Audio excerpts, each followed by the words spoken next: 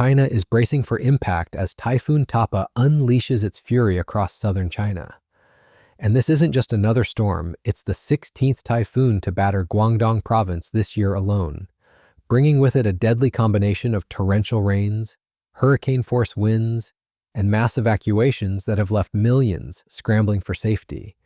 So what exactly happened when Tapah made landfall? And why is this storm causing such widespread devastation across one of China's most populous regions? To understand the full scope of this disaster, we need to look at how this monster storm developed and why it's proving to be one of the most disruptive typhoons of 2025. Typhoon Tapah began forming. Nepal Prime Minister KP Sharma Oli resigns amid protests in capital Kathmandu and other cities.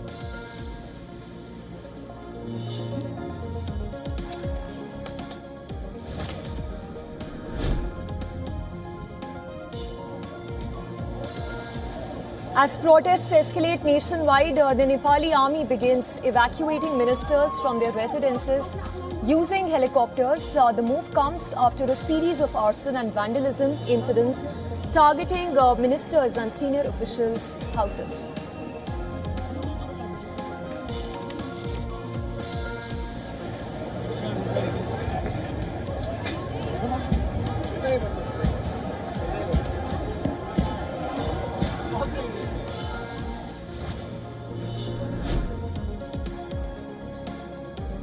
India says it is closely monitoring developments, urges Indian citizens in Nepal to exercise caution.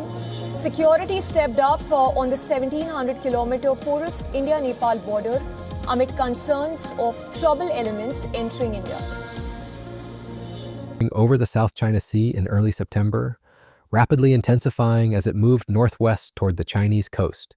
The storm's name comes from the Malay word for a type of giant freshwater catfish. And like its namesake, this typhoon proved to be a massive, powerful force of nature. By September 7th, meteorological authorities were already raising alarm bells as Tapah packed maximum winds of 23 meters per second near its center, positioning itself approximately 445 kilometers southeast of Guangdong Province. The storm was forecast to move northwestward at speeds of 10 to 15 kilometers per hour while gradually intensifying, setting the stage for what would become a major disaster. On Monday morning, September 8th, at approximately a.m. local time, Typhoon Tapah made its devastating landfall in Taishan City, Guangdong Province. The storm struck with maximum sustained winds reaching 30 meters per second, equivalent to 108 kilometers per hour or 67 miles per hour.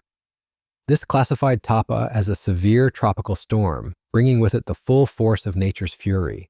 The landfall wasn't just a weather event, it was a coordinated assault of wind, rain, and destruction that would test every aspect of China's disaster response capabilities. The human cost of Tapah's arrival was immediate and staggering. Authorities had evacuated an... I'm here at Zhengzhou International Airport where behind me emergency aid for earthquake-hit Afghanistan has already been packed. Forklifts are loading the supplies onto the flatbed cart, which will soon be transported to the tarmac for departure. 这个像这么高的拖，这个是毛毯，这个就是那个帐篷杆，就是撑帐篷那个。 This shipment is the first batch of humanitarian aid, part of the total package worth about $7 million. Normally, these items would be packed in warehouses, but staff told me that given the urgency of the mission, all packing was moved to an open spaces. 今天是为了赶时效， Estimated 60,000 people across southern China before the storm made landfall, recognizing the serious threat this typhoon posed to human life. The scale of these evacuations reveals just how seriously Chinese authorities took this storm, and for good reason. Emergency response teams worked around the clock, coordinating massive relief efforts as supplies and resources were mobilized from across the region. In Jiangmen City alone, more than 41,000 people were forced to abandon their homes and seek shelter in safer areas, with emergency shelters rapidly filling as families arrived carrying whatever belongings they could salvage. Initial reports following landfall confirmed at least 12 people injured, more than 160 cases of fallen trees, and 3 significant flooding incidents across the affected region. The educational system bore the brunt of Tapah's impact, with massive school closures affecting hundreds of thousands of students. In Taishan City, classes were suspended for approximately 120,000 students across 182 primary schools, secondary schools, and kindergartens. This wasn't a precautionary measure, it was an absolute necessity as the storm's powerful winds and torrential rains made travel dangerous and school buildings potentially unsafe. The Guangdong Meteorological Bureau had raised a yellow alert, the third highest level in China's four-tier warning system, forecasting thunderstorms and gale-force winds that would make normal activities impossible. Transportation across the region came to a virtual standstill as Tapah's winds and rains made travel treacherous. All train services on the Shenzhen-Zhanjiang and Guangzhou-Maoming railway lines were suspended on Monday, with plans to gradually resume services only after the storm passed. Cross-sea trains between Guangdong and Hainan provinces were either canceled entirely or rerouted to terminate at Guangzhou Baiyun Railway Station due to suspended ferry services. The Guangdong Western Coastal Expressway, the Huangmaohai Cross-Sea Link, and the Hailing Island Bridge all faced temporary traffic controls as authorities prioritized public safety over convenience. Guangdong's Emergency Management Department took unprecedented action, ordering the suspension of all outdoor activities and closing recreational areas, including parks and beaches. This wasn't just about preventing inconvenience, it was about preventing casualties. The storm brought heavy to extreme rainfall and strong winds of force 8 to 11 in the Pearl River Delta and western Guangdong, while eastern Guangdong experienced heavy to torrential rains. These conditions created perfect scenarios for flash flooding, landslides, and other secondary disasters that could prove even more deadly than the typhoon itself. The impact extended far beyond mainland China, with Hong Kong and Macau feeling Tapah's wrath as well. Hong Kong, a major regional economic hub, saw hundreds of flights canceled, stranding travelers at the airport as they waited for information about when normal operations would resume. The Hong Kong Observatory raised Typhoon Signal Number 8 late on September 7th, and this warning remained in force through the morning of September 8th as heavy rain bands and gale-force winds battered the territory. This marked a significant disruption to one of Asia's most important financial centers. Macau, the nearby casino hub, implemented its own comprehensive shutdown measures. Schools, public transport, and taxi services were all suspended, while the territory reported significant disruptions to flight operations. Macau authorities issued contingency notices and weather advisories as Tapah passed nearby, with reports of localized flooding in low-lying districts, though initial assessments suggested no major structural damage occurred. The storm's impact on critical infrastructure was particularly concerning. In Yangjiang, just west of Hong Kong, authorities evacuated an estimated 1,185 workers from 26 offshore wind platforms, recognizing that these structures, while designed to withstand harsh conditions, were vulnerable to Tapah's extreme winds.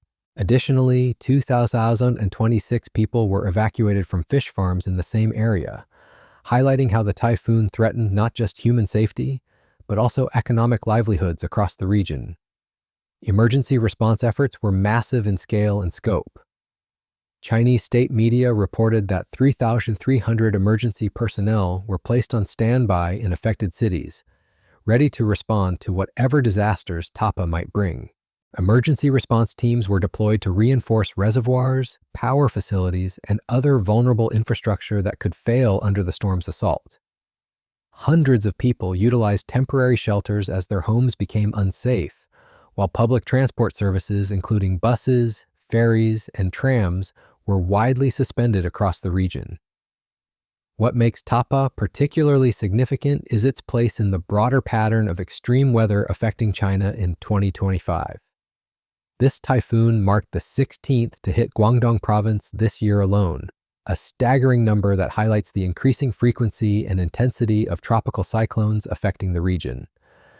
This pattern isn't just coincidental, it reflects broader changes in weather patterns that are making storms more frequent, more intense, and more unpredictable. The storm's path after landfall continued to cause concern for millions more Chinese citizens. Meteorological authorities forecast that Tapah would move northwest toward parts of Guangxi, including the area near Wuzhou, bringing extremely heavy rainfall to southeastern parts of the region. Provincial flood control offices and the National Meteorological Center warned of continued heavy rain and a heightened risk of flash flooding and landslides, with some forecasts predicting cumulative rainfall totals of 250 to 400 millimeters, that's 10 to 16 inches of rain, in affected areas. The economic impact of Tapah extends far beyond the immediate costs of evacuation and emergency response. Guangdong Province is one of China's most economically important regions, serving as a major manufacturing hub and gateway for international trade. The suspension of transportation services, closure of businesses, and disruption of supply chains creates ripple effects that extend far beyond China's borders.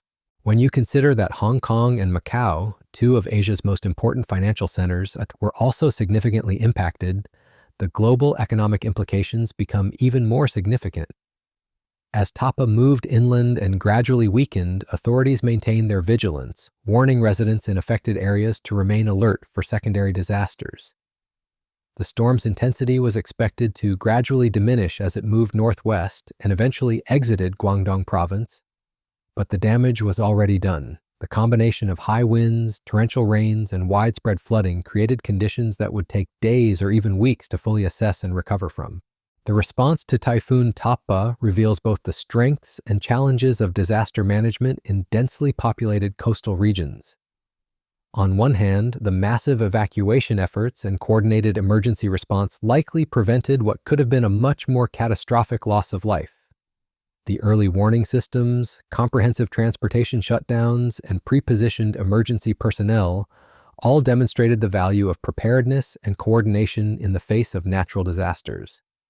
On the other hand, the sheer scale of disruption, 60,000 people evacuated, hundreds of thousands of students affected by school closures, entire transportation networks shut down, highlights the vulnerability of modern urban centers to extreme weather events.